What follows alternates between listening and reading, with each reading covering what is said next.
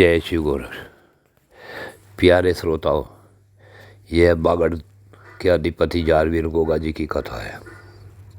आपने पिछले भाग में सुना कि रानी बाछल अपने पति राजा जोरावर सिंह के साथ सियालकोट गई तथा वहाँ उसने गुरु गोरखनाथ जी की कृपा और आशीर्वाद से किस प्रकार पुत्र पैदा हुआ यह भी सुना। तो उसने रानी छरादे से कहा कि बहन, क्या हमें संतान हो सकती है? तो रानी छरादे ने कहा कि ये रानी बाछल, तुम अपने यहाँ जाकर गोबर की गोरखनाथ जी की मूर्ति बनाना और उसकी पूजा पाठ करना। इतना सुन रानी ने बागड़ में आकर अपने महल में गुरु गोरखनाथ जी की गोबर की मूर्ति बनाई और पंडितों के द्वारा मूर्ति को प्रतिष्ठित करवाकर पूजा पाठ आरंभ कर दी। रानी बाछल ने गुरु गोरखनाथ जी की दिन रात भक्ति करनी शुरू कर दी। तो एक दिन राजा जोरावर सिंह बोले, हे रानी, आज तक गोरखनाथ जी के दर्शन नहीं हुए। पता नहीं हमारे भाग में संतान है भी या नहीं। तुम तो दिन रात बस गोरखनाथ जी का स्मरण ही करती रहती हो। रानी जी से हम जानते ही नहीं, जिसे देखा तक नहीं और जो देवता भी नहीं है, केवल एक महात्मा है। कलयुग में ऐसे लोगों की पूजा का कोई औचित्य भी तो नहीं है। अगर संतान हमारे भाग में होती तो हमें गोरखनाथ जी हरिद्वार जरूर मिलते। अगर नाथ जी वरदान देने में इतने सक्षम होते तो हमें हरिद्वार में अवश्य मिलते। अब रानी बाछल बोली, हे स्वामी, हे मेरे नाथ, हे बागड़ के राजा, आपके यहाँ संतान नहीं है। आपको केवल एक दुख है, परंतु मुझे तो देखो। मुझे आपकी बहन भी बांझ कहती है। मेरे पास कोई भी पुत्रवती नारी तक नहीं आती। कोई भी औरत मुझसे नफरत करती है, द्वेष करती है और हीन दृष्टि से देखती है। मुझे देखो स्वामी, मैं कितने बारी कष्टों से गुजर रही हूँ। आप अपनी बहन की शादी कर दे तथा मुझे मेरे हाल पर छोड़ दे। मुझे गुरु गोरखनाथ जी की भक्ति करने में पूर्ण विश्वास है।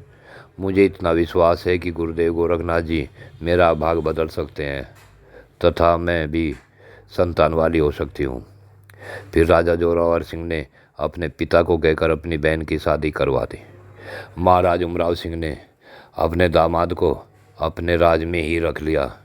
अपना राजकाज संभालने में मदद के लिए अपने दामाद को अपने पास रखा और एक दिन अपनी लड़की छबिल्दे से बोले कि हे पुत्री, लगता है कि तुम्हारे भाई राजा जोरावर सिंह के तो कोई संतान होगी ही नहीं, परंतु जो तुझे पुत्र होगा मैं उसे इस बागड़ देश का राजा बना दूंगा। इस बात का पता जब रानी बाछल को लगा तो रानी के दुख का कोई ठिकाना नहीं रहा। उधर रानी बाछल को ननंद छबिल्दे रोज ताने मार मार कर सताने लगी। रानी बाछल जब भी अपने पति राजा जोरावर सिंह से अपनी ननंद के सताए जाने की बात बताती तो महाराज जोरावर सिंह भी रानी से यही कह देते कि हे रानी, ये सब हमारे भाग का खेल है, हम किसी को क्या कहें। दुखी मन से अपने भाग को कोसती हुई रानी बाछल गुरु गोरखनाथ जी की भक्ति में डूबती चली गई। रानी बाछल जितनी भी भक्ति की गहराई में डूबती जा रही थी, उतनी उसे अपशब्द और ताने अधिक सुनने को मिलने लगे। रानी जितनी भी अपने कष्टों को भुलाकर भक्ति में जाना चाहती, उतने ही रानी के कष्ट अधिक बढ़ते चले जा रहे थे। रानी बाछल को उसकी ननंद छबिल्दे तथा जो भी नारी देखती वे उसे बांझ कहकर पुकारती। रानी बाछल अपने कष्ट किसे कहे, कोई भी संकटों से मुक्ति दिलाने वाला रानी को दिखाई नहीं देता था। रानी ने अपने पति से कहा, हे स्वामी, हे मेरे नाथ, हे बागड़ के राजा, आपका मन संसार से खिन्न होता जा रहा है। जब आप किसी से भी नहीं मिलते तो कम से कम सुबह शाम मेरे साथ बैठकर गुरुदेव गोरखनाथ जी की आरती पूजा में मेरा साथ दिया करें। कहते हैं जिस कार्य को दोनों पति पत्नी मिलकर करते हैं वह कार्य जल्दी पूरा हो जाता है। तब राजा जोरावर सिंह बोले, हे रानी, मुझे किसी साधु महात्मा पर ऐसा विश्वास नहीं है जो हमारा भाग बदल दे। रानी बोली, हे स्वामी, आपका जिस भी शक्ति पर, किसी भी देवता पर विश्वास हो, आप प्रभु भक्ति जरूर करें, तथा जो प्रसाद मैं आपको सुबह शाम गुरुदेव की भक्ति के बाद दूँ, उस प्रसाद को ले लिया करें। उसके बाद रानी बाछल ने अपनी बहन काछल को अपने पास बुलाया और बोली, हे बहन, भगवान सबके भाग बदल देते हैं। अब तू भी गुरु गोरखनाथ जी की भक्ति किया कर तथा पतिदेव का पूरा ध्यान रखना। रानी काछल कुछ नहीं बोली और उठकर चली गई।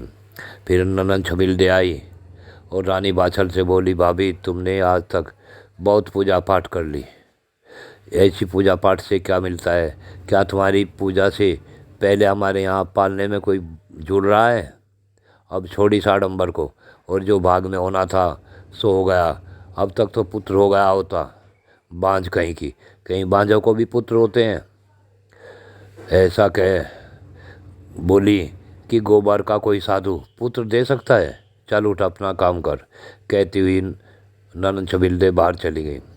अब रानी बाछल अपना मन महसूस कर रह गई, किसी को कुछ नहीं कहा और रोती हुई गुरु गोरखनाथ जी की प्रतिमा के आगे गिर गई।